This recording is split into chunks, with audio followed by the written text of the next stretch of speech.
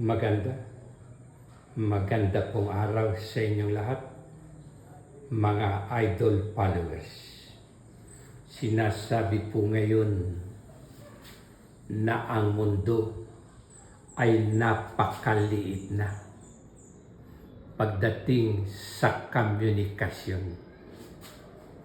Kung may nais tayong malaman,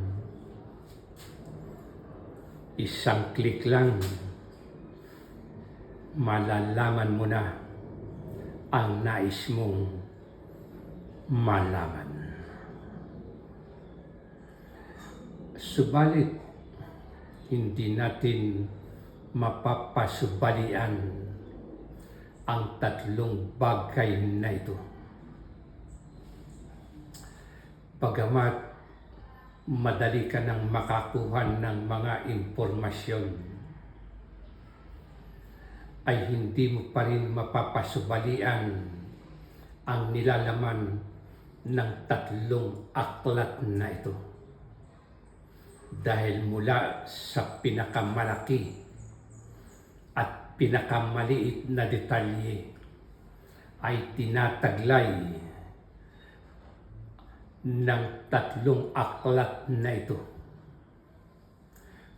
Una po, ang pinakamarami na nalimbag na aklat mayroon sa sanlibutan ay ang banal na aklat, ang Biblia.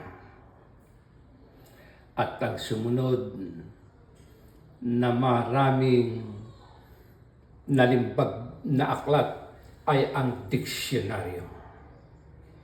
Sinasabi na ang isang tao, ang pinakamatalinong tao, ay nagtataglay parati ng diksyonaryo. Tayo, nakaraniwan, dapat din na magtaglay ng diksyonaryo. At ang ikatlo na may pinakamaraming nalimbag na aklat sa mundo ay ang encyclopedia. Sila ang mga aklat na matuturing natin na mga klasikal. Ang kanilang mga nilalaman ay nababagay sa lahat ng panahon at sa lahat ng puok. Lalo tigit ang nilalaman ng Biblia.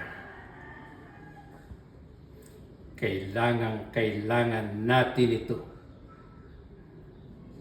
Lalo na ngayong ang mundo ay sinasakop na ng hindi magagandang pangyayari na nagkaganap sa sanlibutan. Ang bagong tipan o ang Biblia, ang diksyonaryo, at ang encyclopedia. Mga aklat na hindi matatawaran ang kanilang mga nilalaman. Kahit sabihin na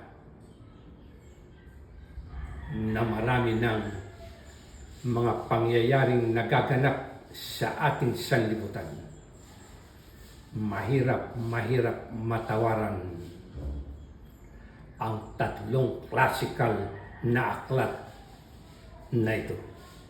Ang Biblia, ang diksyonaryo, at ang encyclopedia.